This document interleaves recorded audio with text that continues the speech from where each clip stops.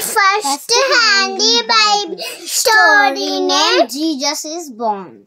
Jesus was born in Bethlehem. Jesus was born in Bethlehem. Three wise men wanted to visit Jesus. They followed a star to find him. And they gave him gifts.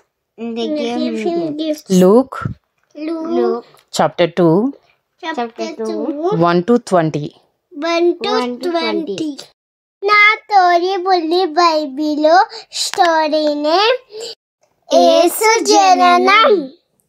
బెత్లెహేములో యేసు జన్మించాడు. ముగ్గురు జ్ఞానులు యేసును చూడదలిచారు. వారు ఒక నక్షత్రాన్ని వెంబడించి వెళ్ళి ఆయనను చూచి కానుకలు సమర్పించారు. లూకా సువార్త 2వ అధ్యాయము 1 నుండి 20 వచనములో